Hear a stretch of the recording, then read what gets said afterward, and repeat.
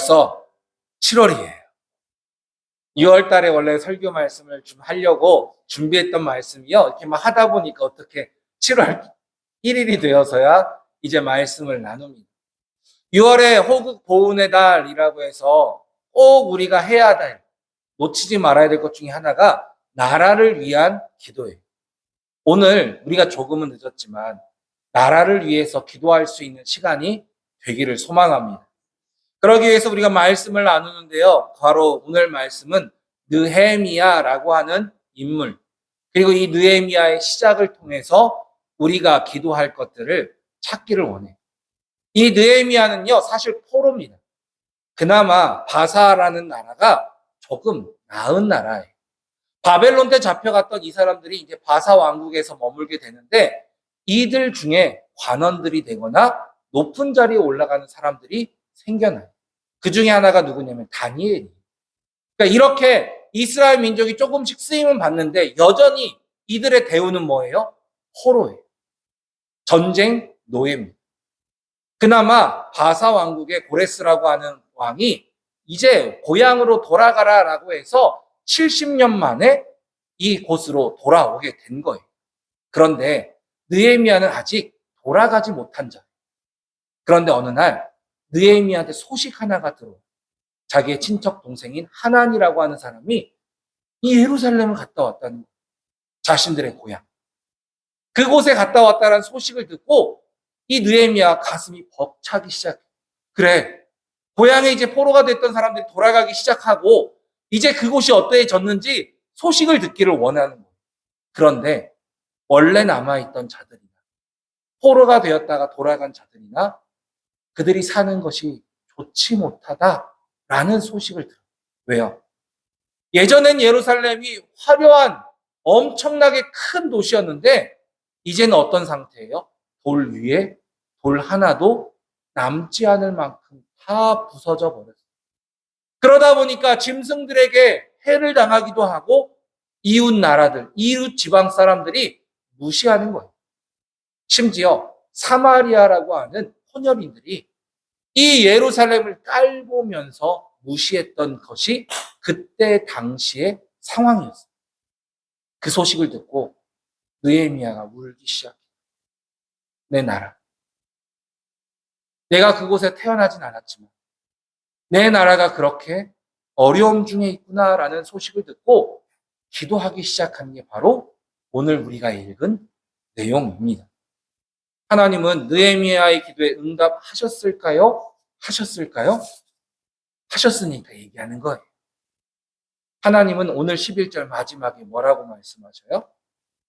나를 술관원장이 되게 하셨다라는 거예요. 술관원장이 뭔데요? 당시로만 이야기하면요, 굉장히 높은 자리. 지금으로 말하면 청와대 실장급인 거예요.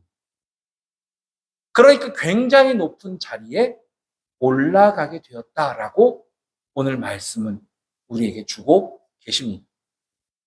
우리가 기도할 때 이 느헤미야의 마음과 느헤미야의 방법과 느헤미야의 이 생각을 가지고 기도하며 나아가는 우리가 되기를 소망해요. 첫 번째로 이 느헤미야는 어떻게 기도했어요? 울며 금식하며 기도했다라고 기록하고 있습니다. 울고 싶다고 울어주면 그게 얼마나 좋겠습니까? 나이가 먹어갈수록 우리는 어때요? 감정이 메말라져요. 제가 그래요, 제가. 나이가 한 살 한 살 먹어질수록 감정이 풍부해지는 게 아니라요, 점점 메말라져요. 오히려 저희 집안에서 누가 제일 감정이 풍부할까요? 저희 막둥이가 제일 감정이 풍부해요.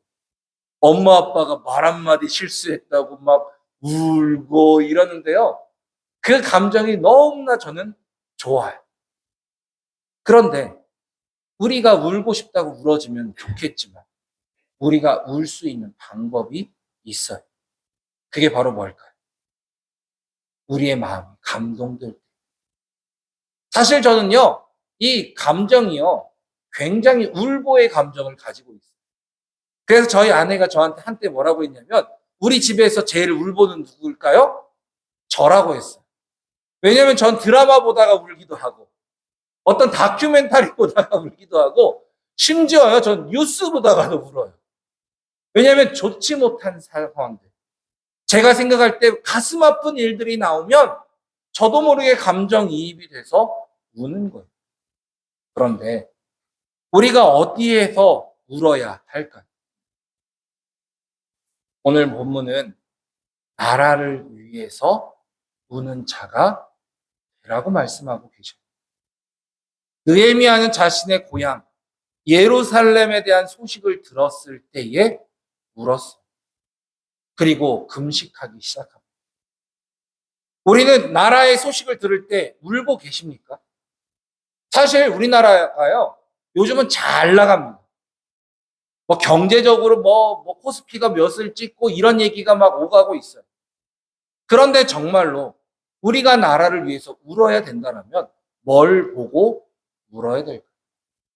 저는 첫 번째로 이 나라 안에 있는 예수 그리스도에 대한 복음을 놓고 우는 자가 되기를 소망합니다. 이스라엘이 왜 망한지 아세요?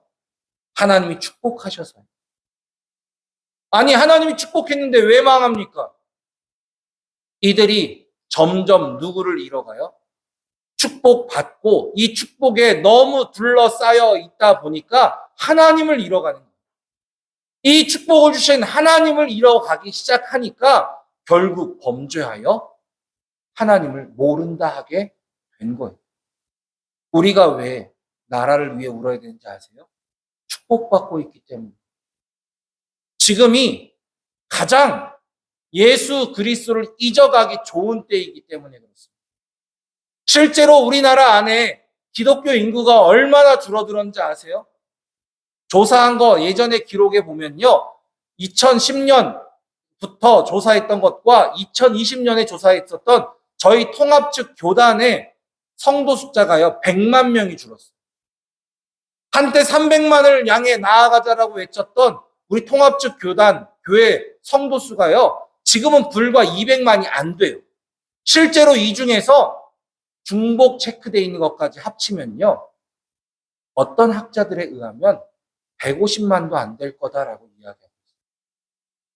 숫자가 중요한 건 사실 아니에요. 그러나 그만큼 뭐라고요? 성도들이 하나님을 잃어가고 있다라는 거예요. 요즘에 조사한 바에 의하면요. 가나안 성도, 거꾸로 읽으면 뭐예요? 안 나가 교회를 출석하지 않고 있는 성도들의 숫자가 40만을 넘어서 60만 명에 육박한다라는 통계가 있습니다. 이게 바로 뭐예요? 교회를 안 나가는 이유는 있어요. 그러나 그들 마음속에 점점 누굴 잃어가기 때문에, 예수 그리스도를 잃어가기 때문에 우리가 울어야 됩니다. 이 축복 자체를 놓고 울으라는 게 아닙니다. 이 축복 때문에 이스라엘 민족이 하나님을 잊어버리고 떠난 것처럼 오늘날 한국 교회가 점점 예수 그리스도를 잃고 만몬주의에 빠져가고 있는 이 형태를 놓고 우리는 불안해해야 되고 우는 자가 되어야 해요. 누구처럼? 느헤미야처럼. 저는 뉴스를 보다가 자칭 우파라고 하는 분들의 모습을 보면서 다른 생각은 별로 들지 않았어요. 그분들이 잘한다 못한다를 이야기하는 게 아니에요. 제가 그분들을 보면서 느꼈던 건 뭐냐면 왜 그리스도인은 교회를 위해서 저렇게 울지 않는가였어요. 왜 그리스도인들은 교회를 지키기 위해 저들처럼 나서지 못하는 거였어요. 왜 우리는 저들 앞에서 부끄러워야 하는가였어요. 과연 우리 중에 한국 교회를 놓고 울어본 적이 언제인지 기억나시는 분들이 계신가요? 이 한국 교회의 어려움을 놓고 울며 기도했던 적이 언제인지 기억나시는 분이 얼마나 계신가요? 우리는 다시 이 마음을 회복하는 자가 되기를 간절히 소망합니다. 진짜 우리가 해야 될 일은요, 나라를 위해 우는 자가 되어야 됩니다. 나라를 위해 금식할 수 있는 자가 되어야 됩니다. 바로 느헤미야가 보여준 것처럼 우리도 나라를 위해서, 아니 한국 교회를 위해서 정말 울며 금식하며 기도할 수 있는 우리가 되기를 간절히 소망합니다. 두 번째로 오는 본문 말씀은 약속의 말씀을 붙들고 기도하는 자가 되어야 한다라고 가르쳐주고 계세요. 느헤미야의 기도를 잘 들어보면요, 느헤미야가 가장 먼저 무엇을 이야기하고 있냐면 이스라엘 백성이 죄를 지어서 이 바벨론 포로가 되었다는 사실에 대해서 회개하기 시작해요. 그러면서 모세의 이야기를 합니다. 모세가 전해주었던 율법, 율례, 이것들을 통해서 우리가 죄인입니다 라고 하는 것을 강조해요. 그런데 중요한 건 거기서 끝나지 않아요. 다시 한번 하나를 더 강조. 하나님, 모세를 통해서 주신 말씀 중에 너희들이 회개하고 돌아오면 내가 너희를 멀리 쫓아냈다가도 다시 돌아오게 하리라 라고 하시는 이 말씀을 다시 언급하며 회복을, 회개를 위해 기도하고 있다라는 사실입니다. 우리는요, 말씀을 붙들고 기도하는 걸 참 좋아해요. 왠지 아세요? 목회자들이 그러기 때문에. 목회자들이 기도할 때 한 가지 말씀을 선포하고 기도를 이어가다 보니까 와, 저렇게 하면 기도 잘하는 것 같다 라고 우리가 생각하고 우리도 기도할 때 뭐예요? 말씀을 읽으면서 기도해요. 그런데 한 가지 부탁드리고 싶은 게 이거예요. 그 말씀 뭐하러 읽어요? 말씀을 읽었다라면 그 말씀에 부합한 기도를 해야 되는데 정작 공동체 기도를 하면서 말씀은 읽어요. 그런데 기도의 내용을 들어보면 그 말씀과 전혀 상관이 없어요. 그러면 그거는요, 째내기 위해서 하는 기도지 말씀이지 참된 기도가 아니에요. 오늘 느헤미야가 하는 기도는요, 회복을 위해서 주의 말씀을 붙드는 거예요. 우리가 하는 기도는요, 이 기도가 되어야 합니다.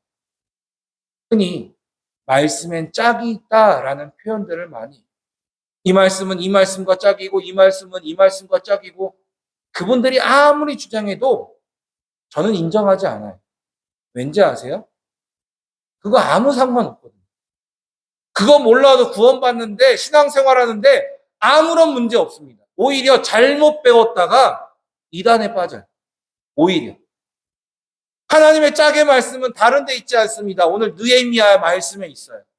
하나님, 주의 말씀에 율법을 어기고 율례를 어기면 심판받는다라고 말씀하셨습니다. 그러나 이 짝의 말씀이 있어요. 다시 회개하고 돌아오는 자를 주님은 용서하신다라고 주님이 약속해 주셨습니다라고 하는 이 선포가 짝의 말씀입니다. 우리에게 주신 말씀이 이와 같습니다. 하나님의 말씀은 우리를 찌르기도 하세요. 채찍처럼 우리를 아프게도 하십니다. 그러나 하나님의 말씀은 또한 무엇이에요? 치유하기도 하세요. 회복해 하십니다. 약한 자를 강하게 하시고 눌린 자를 억눌린 그것에서 벗어나게 하시고 낮은 자를 높이시며 소외받는 자들을 주목받게 하시고 사랑받지 못하던 자들을 사랑받는 자로 불러주시는, 그게 하나님이 진짜 짝의 말씀이에요. 오늘 느헤미야가 말씀하신 건 그 짝의 말입니다. 마땅히 이스라엘 백성은 심판받아야 합니다. 그러나 주님이 약속해 주셨잖아요. 회복시켜 주시고 회개하는 자에게 주님께 돌아오는 자에게 다시 회복시켜 주시겠다라고 약속하신 그 말씀을 붙들고 내가 기도합니다라고 하는 게 바로 느헤미야가 우리에게 가르쳐주고 있는 말씀입니다. 우리는 하나님이 주신 말씀을 붙들고 기도하는 분들이 되시기를 소망합니다. 그러면 어떻게 해야 될까요? 말씀을 읽으셔야 돼요. 말씀을 많이 읽으셔야 됩니다. 아니, 목사님, 나 말씀 읽어봤자 까먹는데. 괜찮아요. 그래도 읽으세요. 하나님 기억나고 생각나고 하나님 적절하게 우리에게 깨닫게 하시는 은혜를 주셔요. 또 하나 우리가 이미 말씀을 받고 있어요. 무슨 말씀이에요? 주일마다, 예배 때마다.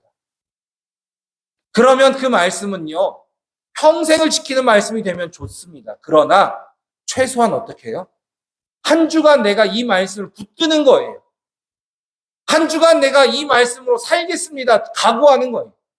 평생을 말씀대로 하지 못해도 이번 주만큼이라도 내가 이 말씀에 붙들린 자 되겠습니다라고 그 말씀 하나를 붙들고 나아가는 거예요. 매일 새벽마다, 아침마다, 큐티할 때 주시는 말씀. 오늘 하루만이라도 내가 이 말씀대로 살겠습니다. 하나님이 주신 약속의 말씀 내가 실천할 때 주님이 다시 회복시켜 주시는 은혜를 내가 경험하기를 원합니다. 이 말씀을 붙들고 나아가는 우리가 되기를 소망합니다. 그리고 또 하나의 말씀이죠. 각자에게 주신 평생의 말씀들이 있어요. 저에게는 두 가지의 말씀이 있습니다. 첫 번째 말씀은 잠언 30장의 말씀입니다. 아굴의 잠언. 원래는 2절부터 9절까지인데요. 보통 전 6절부터 9절만 낭독해요. 너는 그 말씀에 더하지 말라. 그가 너를 책망하시겠고 너는 거짓말하는 자가 될까 두려우니라. 내가 두 가지를 주께 구하였사오니 내가 죽기 전에 내게 거절하지 마시옵소서. 곧 헛된 것과 거짓말을 내게서 멀리하옵시며 나를 가난하게도 마옵시고 부하게도 마옵시고 오직 필요한 양식으로 나를 먹이시옵소서. 혹 내가 배불러서 하나님을 모른다. 여호와가 누구냐 할까 하오며 혹 내가 가난하여 도둑질하고 내 하나님의 이름을 욕되게 할까 두려워함이니. 이게 제 평생의 말씀. 저는 부자 되고 싶은 마음이 있어요. 인간적으로. 그런데 이 말씀을 붙들어. 왠지 아세요? 물질 부유하면 뭐예요? 하나님을 잃으면 안 돼요. 그래서 저는 저에게 주어진 것에 만족하는 거예요. 하나님을 붙들 수 있는 상황을 저에게 주셨다라고 믿는 거예요. 부족하면 어때요? 그만큼 하나님이 붙드실 건데. 말씀을 전할 때 이 말씀을 더 중요하게 해요. 말씀에 더하지도 빼지도 않게. 제가 거짓말하는 자가 되지 않게. 제가 왜 설교 준비가 오래 걸린지 아세요?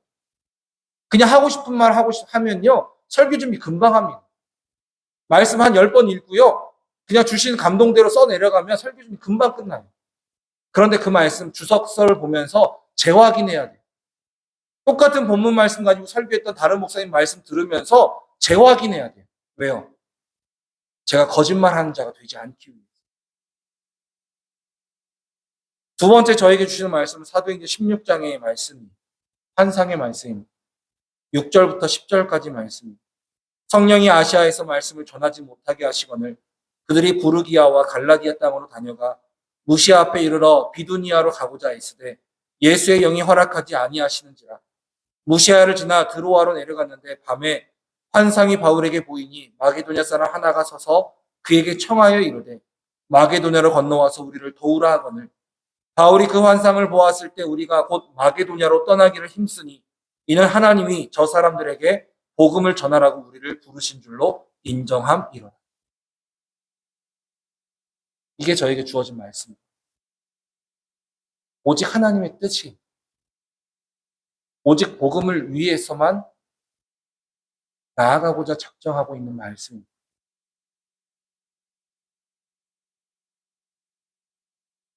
작은 시골교회, 젊은 사람 여기 얼마나 오래 버틸 수 있느냐? 어떤 분이 물으시더라고요. 저는 관심 없어요. 하나님이 저를 이곳에 보내셨으면 하나님이 보내신 대로 쓰임 받으면 돼요. 제가 어디를 가기를 힘써도 주님이 원하시지 않으면 끝이. 이력서요, 저 30개, 60개까지 써봤어요. 담임 목사 이력서도요, 10몇 개 썼습니다. 허락하지 않으시면 안 가요. 하나님이 가라고 하시는 곳으로 가는 게 저예요. 이게 저의 평생의 말씀입니다. 그리고 이곳에서 저는 썩어질 겁니다. 그게 주님이 저에게 원하시는 것입니다. 우리에게 주신 말씀이 무엇일까요? 아마 각자에게 주신 말씀이 다 다르실 거예요. 그 말씀 붙드시기를 부탁드립니다. 그 말씀대로 살아가시기를 부탁드립니다. 그 말씀을 놓고 하나님께 기도하는 분들이 되시기를 부탁드립니다. 마지막으로 나를 사용하실 때 주의 은혜가 시작된다라는 사실이에요. 말씀을 잘 읽어보면요, 느헤미야는 욕심이 있는 사람처럼 보여요. 하나님 나에게 은혜를 베풀어 주시고 자신을 형통하게 해달라고 기도해요. 매우 개인적인 기도입니다. 매우 욕심 있는 기도예요. 그런데 하나님이 그 기도를 들어주셔요. 우리가 말씀에 뭐라고 기록되어 있어요? 욕심으로, 정욕으로 구하기 때문에 응답하지 않으신다. 그런데 오늘 내용은 뭐예요? 느헤미야 기도, 은혜를 그리고 형통을 구하는 기도를 들어보면 마치 욕심처럼 정욕처럼 보여요. 그런데 왜 하나님이 느헤미야의 기도에 응답하셨을까? 이유는 간단해요. 느헤미야가 자신을 위해 기도한 게 아니라 자신을 사용해 달라고 기도하고 있기 때문입니다. 저 또한 마찬가지입니다. 저는 요즘에 계속 말씀드리죠. 치유의 은사를 달라고 기도하고 있어요. 그 유튜브에 설교 영상을 올리고 있습니다. 두 가지 다 사실 제가 전도사 시절에 안 하겠다라고 작정한 거예요. 저는요, 치유의 은사가 없어도 하나님이 역사하실 걸 믿는 사람입니다. 그래서 구하지 않기로 작정했어요. 유튜브에 올려서 사람들을 귀를 시끄럽게 하고 싶지 않았어요. 그런데 교회 홍보를 위해 제 마지막 발버둥.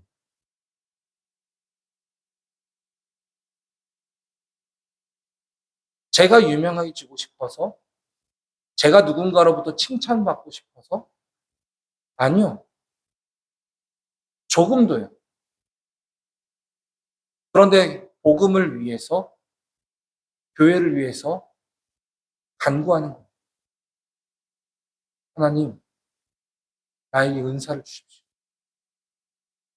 하나님, 이 영상을 통해서라도 복음이 필요한 사람이 교회 하나 되게 해달라고. 오직 그 심정 하나로 하는 겁니다.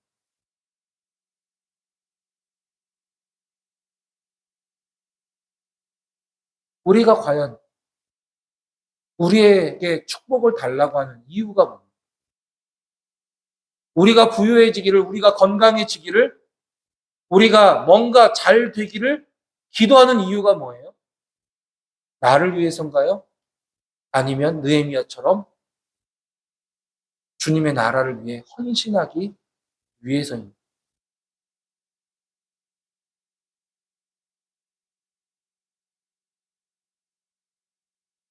우리에게는요, 이 마음이 필요해요.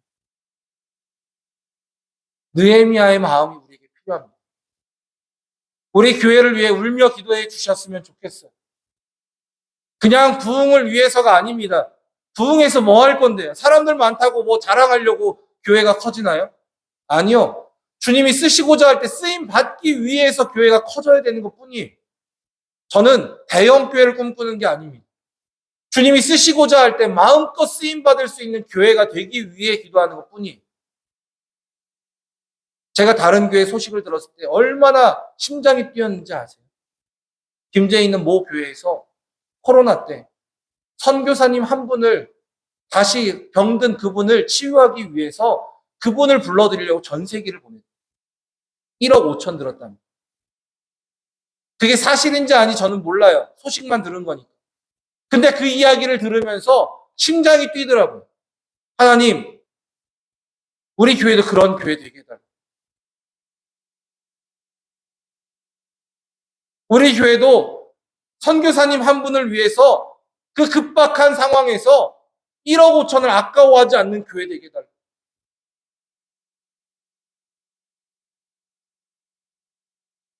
그게 우리 교회가 되기를 소망합니다. 그게 부흥하고 싶은 이유 하나밖에 없어요. 사실 제가 왜 은사를 구하지 않고 다른 것을 놓고 기도하지 않았냐면요. 저는 저 자신을 너무나 잘 알기 때문이에요. 저는 쉽게 교만해지는 자예요. 쉽게 욕심을 부리는 자예요. 아직도 육체적인 정욕에 끌려 사는 자입니다. 그래서 저는 구하지 않았던 거예요. 그러나 이제는 구해요. 오직 복음을 위해서. 교회를. 주님께 쓰임받는 자가, 헌신된 자가 되기 위해서. 우리가 그런 교회를 위해서 함께 기도해 주셨으면 좋겠어요. 제가 기도를 갔다 와서 그런지는 몰라도요, 설교가 좀 길어져요.